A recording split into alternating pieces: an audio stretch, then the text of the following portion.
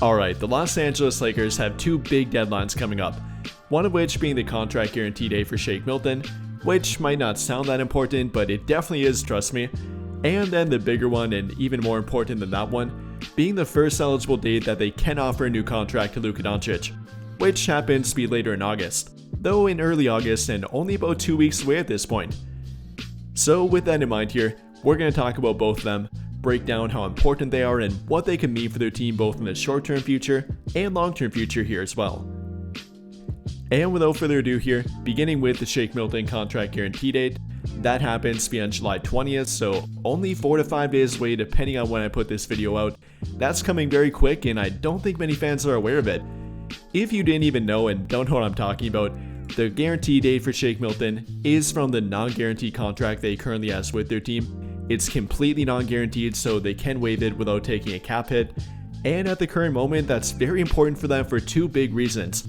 One of which being the fact that they are hard capped at the first apron, and with them being roughly less than 1 million below it right now, they don't have the ability to make another move unless they waive Shake Milton, or I guess do a salary dump in some kind of other way. But this being the obvious one to point to and definitely the easiest one for them, it would give them the ability to waive him and then sign a different player, or if they would make a trade and trade one player for two players, obviously they have to have a spot for that player too. So the first reason being that they're hard capped and currently pushing that first apron, waiving Shake Milton gives them roughly 4 million of space below it, and not to mention then using their biannual exception. That's kind of the second reason, kind of a two-part thing between giving them a roster spot and then giving them the ability to use part and nearly the entirety of their biannual exception. If you don't know what I'm talking about, once again, the Lakers previously used their non-taxpayer mid-level exception. That's how they signed both Jake LaRavia and DeAndre Ayton, but they also have their biannual exception. Right now, they don't have the full amount of it, having roughly 3.9 of the $5.1 million amount of it, which they currently can't get to unless they waive Shake Milton. At that point, his non-guaranteed contract of $3 million then gets added to that contract, giving them a portion of it, which is better than nothing, and they could get the entirety of it if they would then waive Jordan Goodwin with him. I probably wouldn't go that route, but at least some of their biannual is better than nothing, as it is more than a veteran minimum contract, and that might give them the ability to steal away a different free agent from a different team. Maybe somebody like Al Horford, for example. Probably not very likely with that one, although it definitely would be ideal in my opinion. Or maybe taking away a guy like Gary Payton II from Golden State, if they're planning to also sign DeAnthony Melton and maybe not give Gary Payton a good offer, that might be enough to take him away from them. Or maybe a different free agent, whether you're talking about a new free agent like Josh Okogie for example. That little difference between the biannual exception and what they have to offer with it, again roughly 3.9 million, is a whole lot more than simply a veteran minimum. For him, I think that would be worth roughly 2.8 million next season, and that might make the difference in him signing with their team compared to a different team. So once again, it definitely is a big difference, and that is very important to them.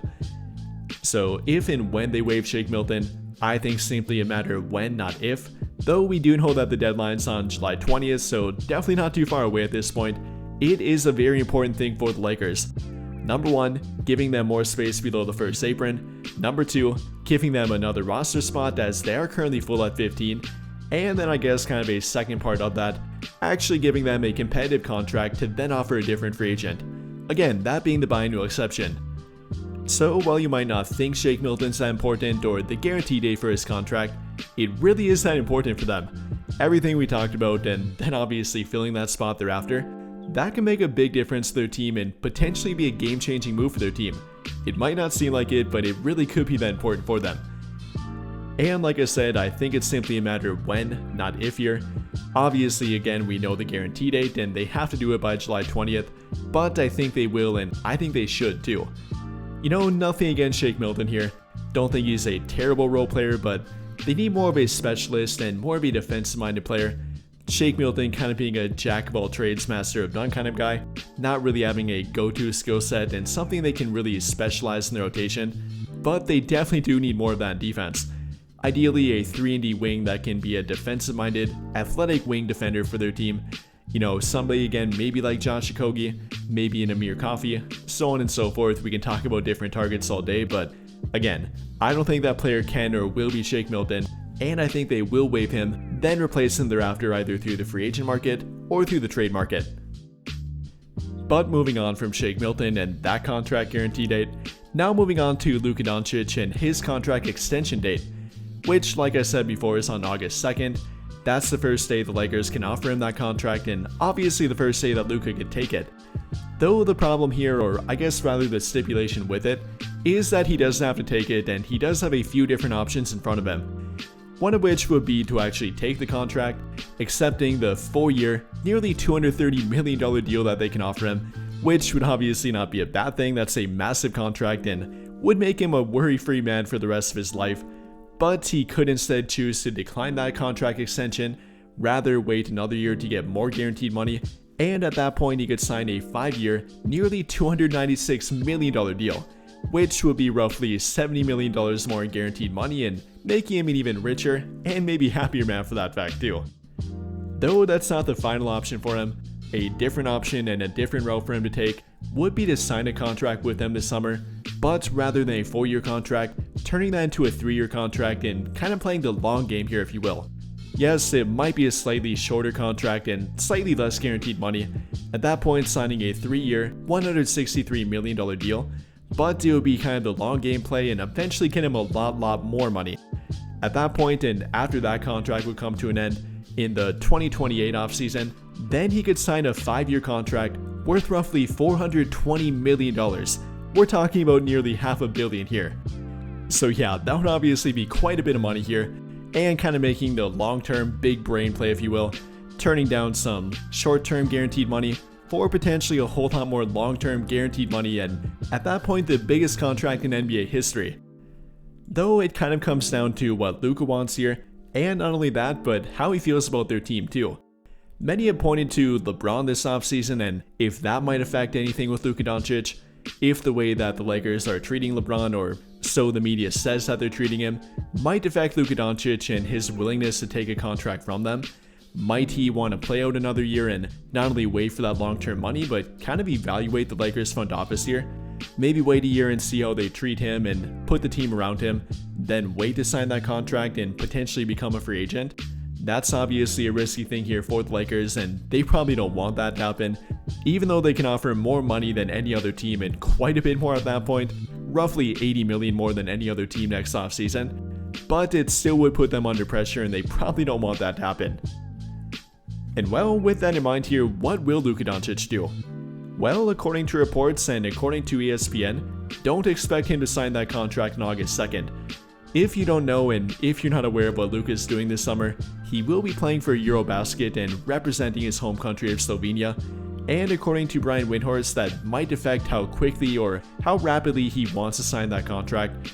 According to him, he really doesn't want to do that while playing for Slovenia. He wants to focus more on that than playing in the Eurobasket tournament, rather than signing that contract and putting his focus on that.